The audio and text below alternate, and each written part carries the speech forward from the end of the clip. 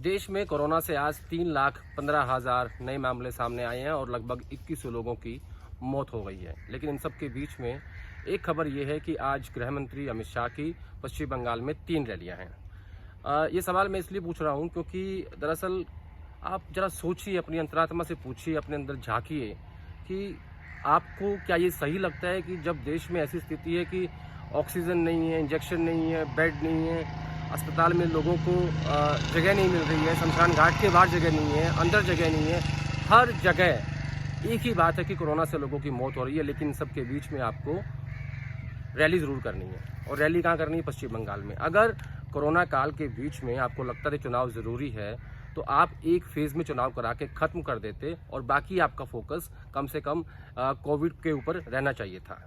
आप सुबह उठते ही ट्वीट करते हैं कि जिन लोगों की मौत हुई है उनके लिए हमारी श्रद्धांजलि है, दोपहर को आपकी रैली होती है और शाम होते होते आप कोविड मैनेजमेंट की मीटिंग लेते हैं। तो किस तरीके से आपकी अंतरात्मा आपको ये कहती है कि आप जाके वहाँ रैलियाँ कर लीजिए, लाखों लोग इकट्ठे कर लीजिए।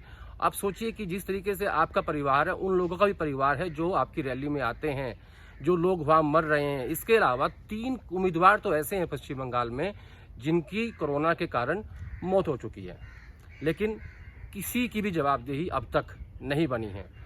परसों प्रधानमंत्री जी टीवी पे आए थे, संबोधित किया देश को, कहा कि मैं अपने बाल मित्रों से कहना चाहता हूं कि वो जो घर के लोग हैं उन्हें बाहर न जाने दें और जो युवा हैं वो कोविड प्रोटोकॉल फॉलो करने में मदद करें। युवा और बाल मित्र आपकी मदद कर रहे हैं, सामाजिक संस्थाएं मदद कर रही हैं, लेकिन सरकार क्या कर रही है ये किसी को नहीं पता। क्या सरकार का कोई दायित्व नहीं बनता है ऐसी त्रासदी में, ऐसी महामारी में, कि आप आगे आकर लोगों की मदद करें?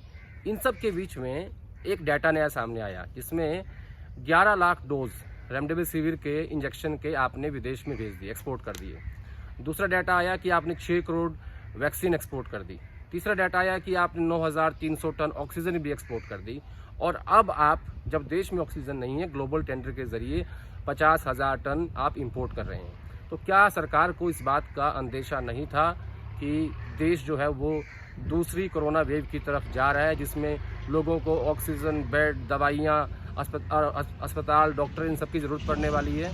आप सोचिए कि एक बार लाल बहादुर शास्त्री देश के रेल मंत्री थे, एक हादसा हुआ था, उन्होंने इस्तीफा दे दिया था। लेकिन आप सोचिए कि कितने लोग रोज़ मर रहे हैं और यहाँ किसी की जवाबदेही तय करने वाला कोई नहीं है।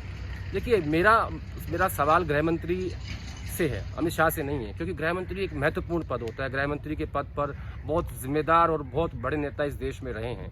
यूपीए सरकार में पी चिदम्बरम रहे, उससे पहले वाजपेयी सरकार में एल.के. आडवाणी गृह मंत्री थे, बहुत पावरफुल होते थे। और नेहरू जी की कैबिनेट में सरदार वल्लभ भाई पटेल गृह मंत्री थे, जिन्होंने देश को एक साथ इकट्ठा किया, सारी जो रियासतें थी उनको तोड़ दिया। तो गृह मंत्री का पद कितना महत्वपूर्ण है ऐसी त्रासदी में, और उन सब के बीच भी आप बंगाल जाकर रैलियां कर रहे हैं, वो भी 3 एक दिन में। तो थोड़ा सा भी अपने अंदर सोचिए, अपनी अंतरात्मा से पूछिए, थोड़ी शर्म कीजिए और देश की जनता से मत डरिए, लेकिन भगवान से ज़रूर डरिए, क्योंकि वो देख रहा है कि देश में इस वक्त क्या हो रहा है। इसके अलावा सरकार जो है अभी तक ये बताने में नाकाम है कि कैसे लोगों को ऑक्सीजन मिलेगी। लखनऊ में कल ये हाल था कि डॉक्टर्स ने बाहर नोटिस लगा दिया कि हमारे पास सिर्फ 20 मिनट की ऑक्सीजन बची है, उसके बाद आप भगवान भरोसे आप अपने मरीज को कहाँ लेके जाएंगे ये हमें नहीं पता। तो इन सब घटनाओं के बीच में जो त्रासदी देश में है, क्या किसी का रैली करना, कोई भी हो, कांग्रेस हो, बीजेपी हो, ममता बनर्जी हो, जो भी इस वक्त रैली कर रहे हैं, भीड़ को इकट्ठा कर रहे हैं, मेरी नज़र में ये एक आपराधिक मामला है और इसके खिलाफ केस दर्ज होना चाहिए और कार्रवाई होनी चाहिए। लेकिन कार्रवाई करेगा कौन? क्योंकि जो देश के हुक्मरान हैं वही तो रैली कर रहे हैं, उन्हीं को तो भीड़ इकट्ठी करनी है। मान लीजिए आप बंगाल जीत भी गए या आपने बंगाल जीत लिया, तो राज क्या शमशान पे करोगे?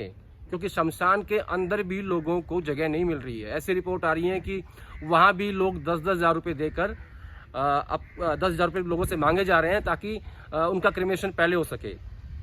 तो पता नहीं, ये रिपोर्ट करते हुए मेरे अंदर थोड़ा सा हो सकता है आपको गुस्सा लगे, लेकिन सच्चाई यही है कि आज की डेट में हालात जो देश में बने हुए हैं वो आपके सामने हैं।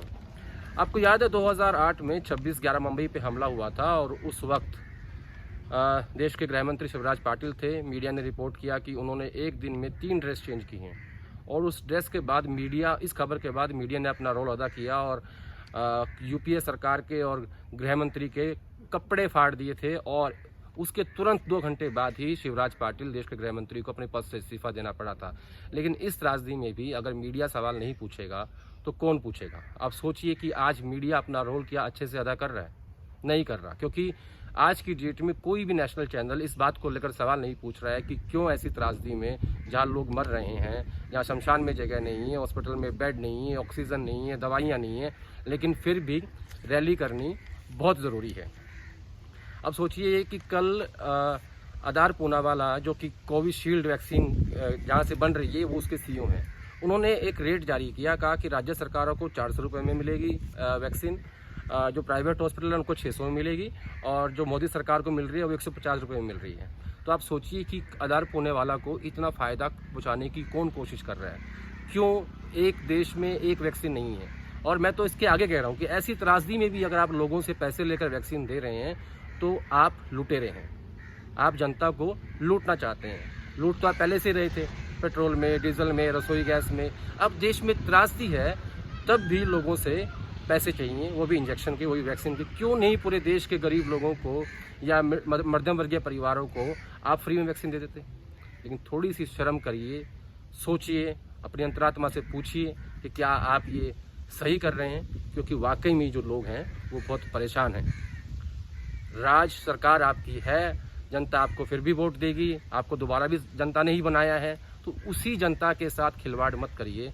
ज़रा सोचिए, एक बार अपने मन से पूछिए कि क्या देश में जो हो रहा है, सरकार उसमें अपना रोल अच्छे से प्ले कर रही है, क्या सरकार अपनी ड्यूटी अच्छे से कर रही है? इन सब सवालों के जवाब बैठ के सोचेंगे तो आपको एहसास होगा कि हाँ, देश वाकई ही मुश्किल में है।